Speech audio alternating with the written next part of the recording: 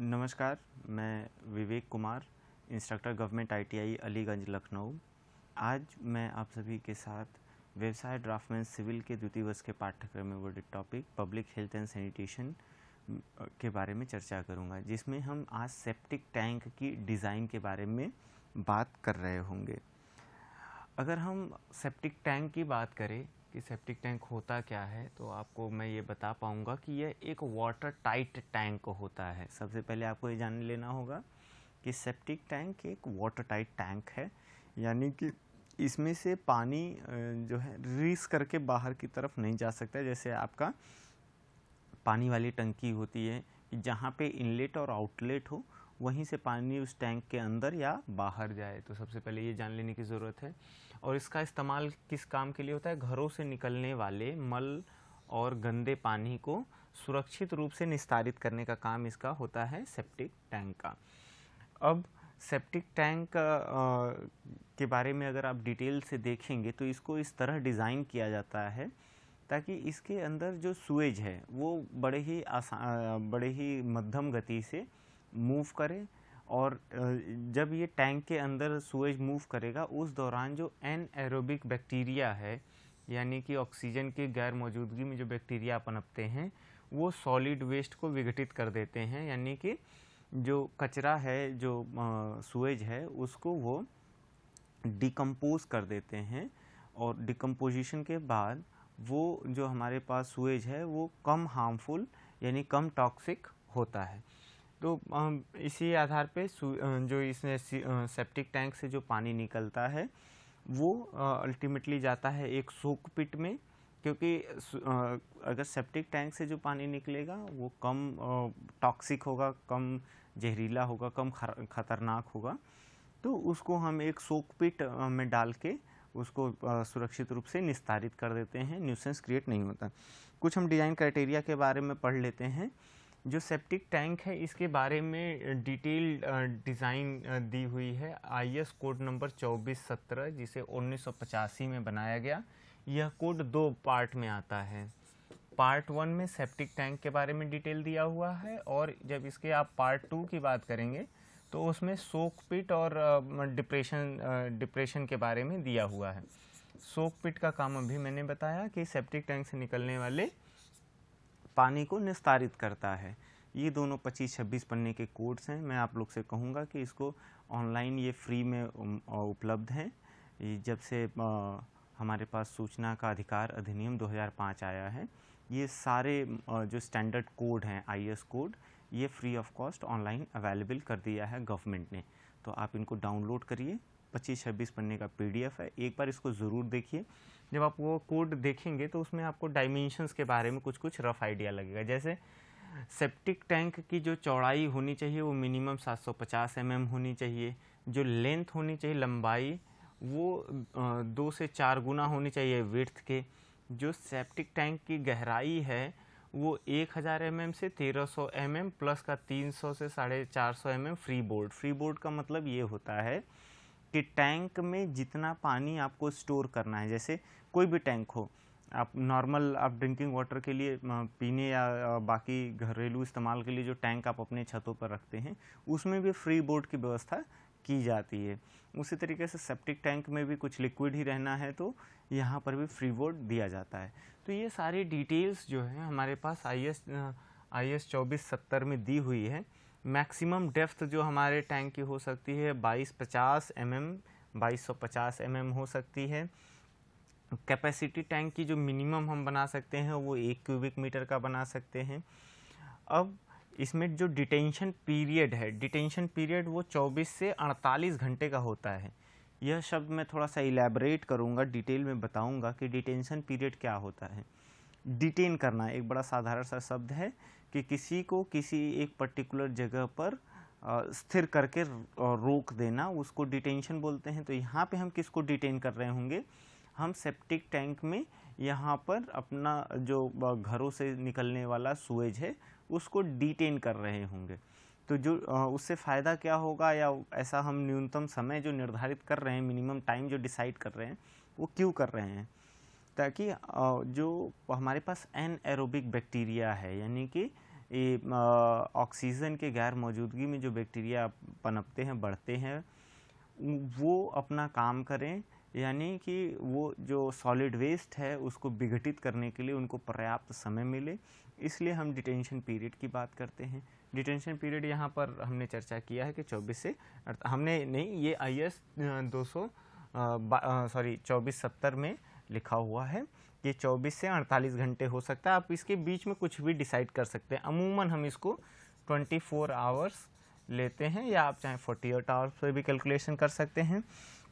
अब टैंक का जो फ्लोर है वो आरसीसी से बनेगा, रीइंफोर्स्ड सीमेंट कंक्रीट से बनेगा, जिसमें जो रेशियो है हमारे पास सीमेंट, सैंड और एग्रीगेट की वो 1:2:4 होगी। और जो क्रॉस स्लोप होगा, जो उसके बॉटम पे स्लोप होगा वो 1:10 का होगा, या 10% का स्लोप होगा। अब देखिए ये 10% के स्लोप से क्या कहना है, तात्पर्य क्या है। देखिए ये हम ये साइड व्यू दिखा रहे हैं अपने टैंक का। तो ये जहाँ पे हमने इसका ड्रेनेज वाल्व लगा रखा है वहाँ से ये 10% के स्लोप पे, क्रॉस स्लोप पे हो, यानी कि अगर इस तरीके से अगर स्लोप है तो मान लीजिए अगर ये 10 मीटर लंबा है तो ये 1 मीटर का ऊंचाई यहाँ पे होना चाहिए। यही हमारा क्रॉस स्लोप है। तो जो बॉटम पे सेप्टिक टैंक का है वो 1:10 का क्रॉस स्लोप होना चाहिए। और क्लीनिंग पीरियड, यानी कि इस सेप्टिक टैंक की सफाई कितने दिन पे हो जानी चाहिए, वो 6 से 12 महीने में एक बार सफाई अवश्य होनी चाहिए। आइए एक प्रॉब्लम यानी कि एक न्यूमेरिकल सॉल्व करते हैं और डिज़ाइन के बारे में देखते हैं कि हम कैलकुलेशन कैसे कर पाते हैं। हमें यहाँ पे डिज़ाइन करना है एक सेप्टिक टैंक, और किसके लिए डिज़ाइन करना है, 50 लोगों के लिए, 50 लोगों के पानी को निस्तारित करने के लिए हमें डिज़ाइन करना है। हम इस पूरे डिज़ाइन में इस्तेमाल करेंगे IS 2470 1985 पार्ट 1 और पार्ट 2 इस्तेमाल करेंगे। और जब हम वाटर क्वांटिटी की बात करेंगे तो हम IS 1172 1993 के क्लॉज 4.1 का इस्तेमाल करेंगे। देखिए IS 1172 1993 में ये कहा गया है, ये भी एक IS कोड है, ऑनलाइन फ्री में अवेलेबल है, आपको देखना चाहिए, डाउनलोड करना चाहिए। इंडियन स्टैंडर्ड 1172 1993 आपको देखना चाहिए। देखिए 50 लोगों को हमें बता दिया गया कि इनके लिए सेप्टिक टैंक डिज़ाइन करना है। तो हम यहाँ पे कोशिश ये करेंगे कि एज्यूम करेंगे कि कितना पानी पहली बात की सप्लाई हो रहा है, और ये हम कोई गैस नहीं करेंगे। ये क्लॉज 4.1 IS 1172 में लिखा है कि एक व्यक्ति को एक दिन में 135 लीटर पानी की ज़रूरत पड़ती है। यह एक स्टैंडर्ड है, इससे कम या ज़्यादा भी होता है, लेकिन हम IS कोड के रेफरेंस को लेके चल रहे हैं कि अमूमन हम 135 litre per capita per day demand हम मानते हैं। अब आप एक साधारण बात समझिए कि आपको अगर 135 लीटर ही एक दिन में पानी इस्तेमाल करने के लिए दिया जा रहा है, तो आपके घर से निकलने वाले नाले में से वही 135 लीटर पानी थोड़ा कम या थोड़ा ज़्यादा निकलेगा। इससे बहुत ज़्यादा वेरिएशंस नहीं होगा। अगर मान लीजिए आप अपने घर में अकेले रहते हैं और आपको 135 लीटर पानी ही सप्लाई किया जाता है, तो आपके घर से निकलने वाले नाले में 135 लीटर ही पानी आएगा। अब अगर 50 लोग रहते हैं, 135 लीटर के हिसाब से अगर पानी की सप्लाई दी जा रही है, तो टोटल आपके घर से निकलने वाला जो सूएज है वो कितना हो जाएगा, 135 litre per capita per day हमारे पास जो सप्लाई है वो इंटू 50, यानी कि ये आ जाएगा 6750 लीटर यह एक दिन में। अब आप देखिए एक साधारण पानी के लिए कन्वर्जन है कि 1 क्यूबिक मीटर बराबर होता है 1000 लीटर्स। अब आप देखिए अगर हमारे पास, या इसी का अपोजिट कर सकते हैं, 1000 लीटर में का बराबर 1 क्यूबिक मीटर होता है, तो 6750 लीटर्स के लिए कितना क्यूबिक मीटर हो जाएगा। आप इसको सीधे सीधे 1000 से डिवाइड कर देंगे तो आपको मिल जाएगा 6.75 क्यूबिक मीटर पानी आपके घर से रोज निकल रहा है। अब देखिए डिटेंशन पीरियड हम 24 घंटा मान रहे हैं। ये हमने कहाँ से लिया है, ये हमने लिया है IS 2470 1985 पार्ट 1 से लिया है, जिसमें कहा गया है कि 12 से आप 24 से 48 घंटे तक का डिटेंशन पीरियड ले सकते हैं। हमने लिया है 24 घंटे। अब आप देखिए ये जो टोटल आपके पास टैंक की कैपेसिटी होनी चाहिए वो कितना होना चाहिए। आपका ये जो सप्लाई है ये अभी 24 घंटे में है और डिटेंशन पीरियड भी 24 घंटे में है, तो आपके टोटल कैपेसिटी में कोई अंतर नहीं आएगा।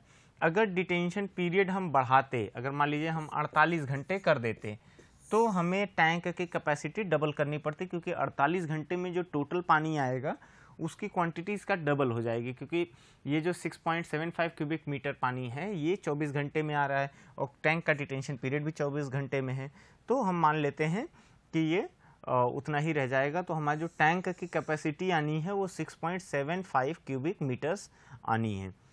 अब हम टैंक का जो क्लीनिंग पीरियड है, अभी हमने देखा था कि 6 से 12 महीने तक में हो जाना चाहिए, मंथ्स में हो जाना चाहिए। चलिए हमने यहाँ पे कैलकुलेशन में माना है कि हम टैंक को क्लीन करेंगे 2 साल में, और IS 2470 में ये स्पष्ट वर्णित है कि जो स्लज स्टोरेज है पर कैपिटा वो है 0.708 क्यूबिक मीटर, ये आपका वर्णित है।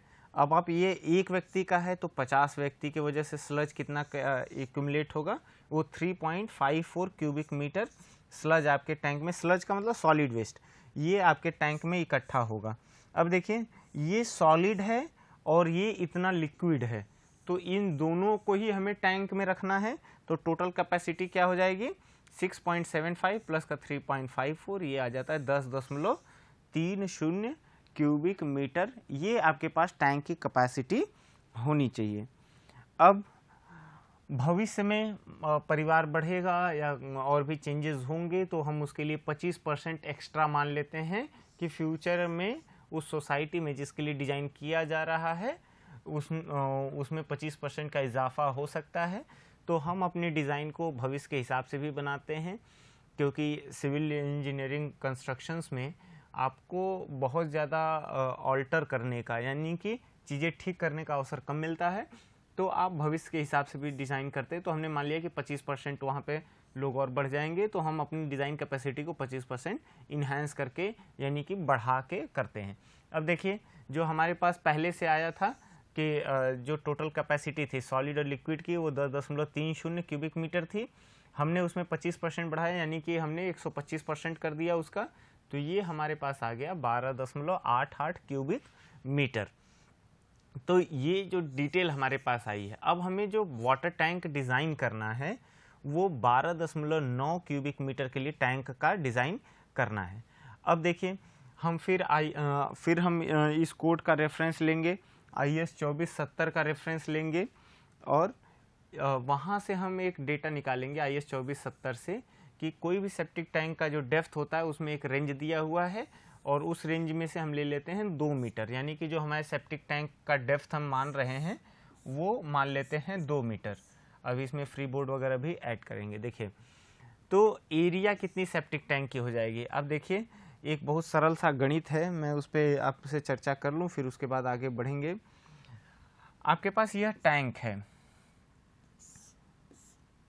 अगर मैं इसका 3D व्यू बनाना चाहूँ तो शायद बन पाए, मैं देखता हूँ।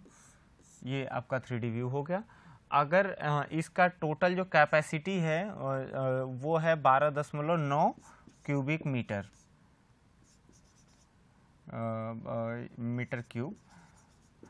अब देखिए अगर आपको यह डेप्थ पता चल जाए तो वॉल्यूम क्या होता है, एरिया इंटू वॉल्यूम, मतलब ये जो बेस का एरिया है या टॉप का एरिया इंटू हाइट, यही वॉल्यूम होता है। हमें हाइट पता है तो यह एरिया हम कैलकुलेट कर सकते हैं। कैसे कैलकुलेट कर सकते हैं, देखिए 12.9 को 2 से भाग दे दिया तो हमें 6.45 मिल गया। ये 6.45 क्या है, हमारे टैंक का क्रॉस सेक्शनल प्लान एरिया है। तो ये जब हमें मीटर स्क्वायर में आएगा, जब हमें ये मिल गया तो अब हम एक रेशियो को इस्तेमाल करेंगे। IS कोड में 2 से 4 के बीच में लिखा हुआ है B/D रेशियो, मतलब L/B ratio, length of width का रेशियो जो है वो आपका लिखा हुआ है 2 से 4 के बीच में। हम मान लेते हैं कि 3 लेंथ और 1 विड्थ। तो इस रेशियो में जब हम बांटेंगे तो हमारे पास जो विड्थ आ जाएगी वो आ जाएगी 1.46 मीटर और लेंथ आ जाएगा 4.5 मीटर। तो देखिए हमारे पास अब टैंक का डायमेंशंस मिल गए। डेप्थ हमने मान लिया 2 मीटर, विड्थ हमारे पास 1.46 आया था, उसको हम मान लेते हैं 1.5 मीटर्स, और लेंथ हमारे पास टैंक की मिल गई कितनी, 4.5 मीटर, 4.5 मीटर्स आ गया। अब देखिए हम इसमें फिर IS 2470 पे हम आते हैं। IS 2470 में स्पष्ट वर्णित है कि जो हमारे पास फ्री बोर्ड होना चाहिए वो कम से कम 300 mm का होना चाहिए। फ्री बोर्ड के बारे में भी मैंने बात कर लिया कि कोई भी टैंक है, अगर आपको यहाँ तक पानी स्टोर करना है तो ये जो ऊपर थोड़ा सा हम यहाँ पे मार्जिन देते हैं, इसी को फ्री बोर्ड कहते हैं। फ्री बोर्ड के लिए यहाँ पे गाइडलाइन है कि 300 mm होना चाहिए, तो हमने 30 सेंटीमीटर लिया। इसको ऐड किस में करेंगे, इसी 2 मीटर में ऐड करेंगे। इससे टैंक की कैपेसिटी पे कोई अंतर नहीं आएगा, क्योंकि इसको हम स्टोरेज के लिए ये फ्री बोर्ड नहीं रख रहे हैं, ये हमेशा खाली रखना है। तो जब आप इसको 2 मीटर में ऐड कर देंगे तो ये 2.3 मीटर आपके पास टोटल डेप्थ आ जाएगा टैंक की। अब देखिए यहाँ पर आपके पास पूरा डायमेंशन मिल गया, यानी कि टैंक का लेंथ कितना होगा, 4.50 मीटर लेंथ होगा, 1.50 मीटर विड्थ होगा और 2.30 मीटर आपका उस डेप्थ होगा। अब देखिए ये जो डायग्राम हमने यहाँ पे बना रखा है, आपको दिखाने का प्रयास कर रहे हैं कि ये जो यहाँ से ये लेंथ जो हमारी है ये है 4.50 मीटर्स। अब देखिए जो इफेक्टिव डेप्थ है ये आपका इनलेट है, यानी कि आपके टॉयलेट से पानी इस जगह से टैंक में दाखिल होगा। अब ये बफल वॉल है, आपको यहाँ पे दिख रहा है। बफल वॉल का काम क्या है कि यह पानी को डाइवर्ट करे, ये नीचे की तरफ आए फिर ऊपर से जाए। और स्कम का मतलब होता है झाग। वो झाग को, क्योंकि यहाँ से पानी आएगा, ये आप उसका एलिवेशन देख रहे हैं, जब यहाँ से पानी आएगा और ये बफल वॉल से मिलेगा तो ये झाग आगे नहीं जा पाएगी, यहीं पे स्कम इकट्ठा हो जाएगा, अब बाद में वो भी डिकम्पोज होगा। देखिए इसका जो इफेक्टिव डेप्थ है जो अभी हमने लिया था वो 2 मीटर का है, और ये जो खाली जगह है ये आपका फ्री बोर्ड है, ये 300 mm का फ्री बोर्ड है। अब एक चीज़ और है, इस टैंक को आरसीसी के स्लैब से कवर करते हैं। अब देखिए इसका क्रॉस स्लोप जो बॉटम का स्लोप है वो आपके पास अगर देखेंगे, मैं इसको डिलीट करके दिखाता हूँ आपको। अगर आप ये बॉटम का स्लोप देखेंगे तो ये 1:1 का है, यानी कि अगर एक 10 हॉरिजॉन्टल है तो एक वर्टिकल, अगर 10 यूनिट ये है तो ये 1 यूनिट है। तो इस तरीके से आपने बॉटम का स्लोप भी देखा। और नॉर्मल में अच्छा, ये जो इनलेट पाइप है इसका डायमीटर आप देख रहे हैं कि 100 mm दिया हुआ है। ये हम अपने से डिसाइड नहीं करते हैं, ये भी IS 2470 में स्पष्ट वर्णित है कि आपके पास इनलेट और आउटलेट का जो हमारे पास पाइप होना चाहिए उसका डायमीटर कितना होना चाहिए, तो उसमें मिनिमम लिखा हुआ है कि 100 mm का डायमीटर होना चाहिए। अब जो वर्टिकल वेंट है या वेंट पाइप है, वेंट पाइप का मतलब ये है कि यहाँ से जो गंदी या बदबूदार हवा है ये एक वर्टिकल पाइप से या वेंट पाइप जिसको बोलते हैं उससे उसको बाहर किया जाता है। उसका डायमीटर हम 80 सेंटीमीटर 80 mm लेते हैं। ये भी आपके उसमें दिया हुआ है, जो कोड है हमारा 2470 में। इसमें आपने कुछ महत्वपूर्ण बिंदु देख लिए कि डेप्थ देख लिया, आपने फ्री बोर्ड देख लिया, विड्थ आपको यहाँ नहीं दिख रहा है। लेकिन जब हम ये सेक्शन YY कट करके देखेंगे, ये जो सेक्शन YY आपको यहाँ पे दिख रहा है, तो यहाँ पे आपको टैंक के विड्थ के बारे में भी आइडिया लगेगा।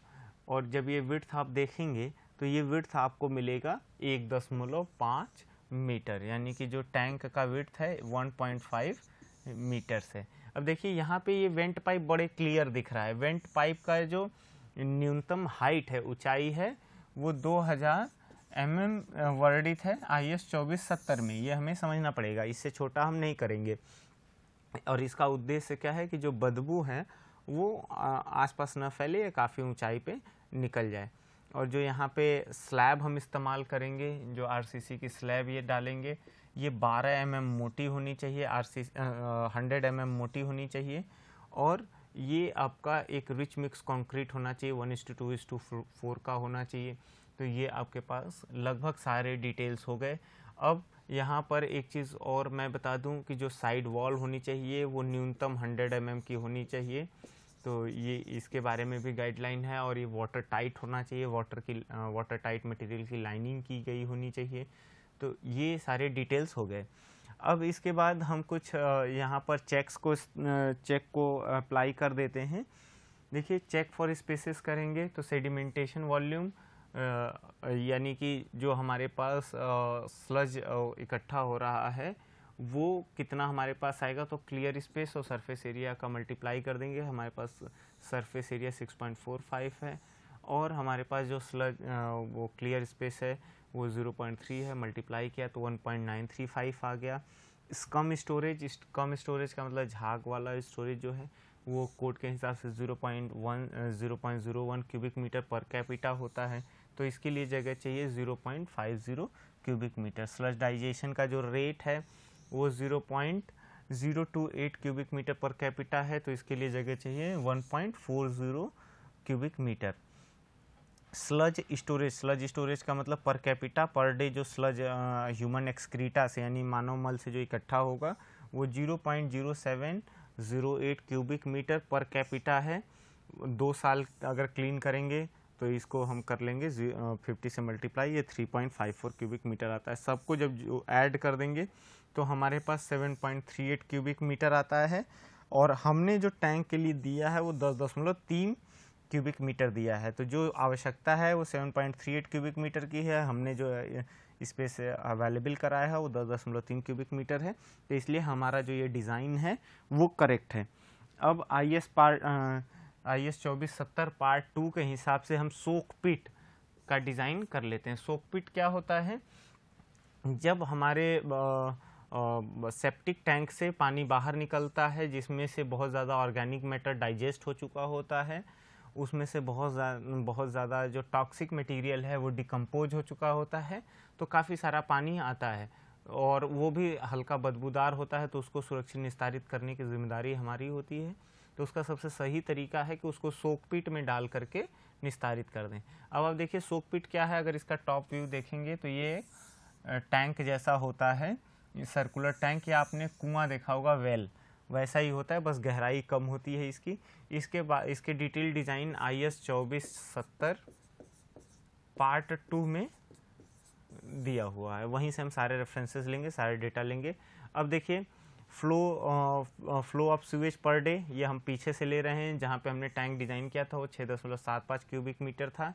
हम मान लेते हैं कि 25% एक्सपेंशन होगा, यानी कि परिवार के लोग 25% बढ़ेंगे, तो उसके हिसाब से जब हम 125% 6.75 का लिया, 25% बढ़ना मतलब 100% प्लस का 25 तो 125%, यहाँ कन्फ्यूज़ होने की ज़रूरत नहीं है।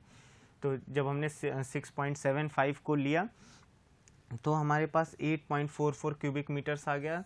इसको हमने कंसीडर कर लिया कि 8.5 क्यूबिक मीटर आएगा।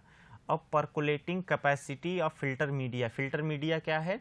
जो यहाँ पे हम स्क्रीन लगाए हैं और जो सॉइल है यहाँ पर, उससे जो पानी परकोलेट करके बाहर की तरफ रिस करके बाहर की तरफ जाएगा वो है 1.25 क्यूबिक मीटर पर क्यूबिक मीटर पर डे। पर क्यूबिक मीटर के मतलब जितना इसकी हमारा सॉइल का 1 क्यूबिक मीटर अगर सॉइल है तो ये कितना पानी परकोलेट कर पाएगा?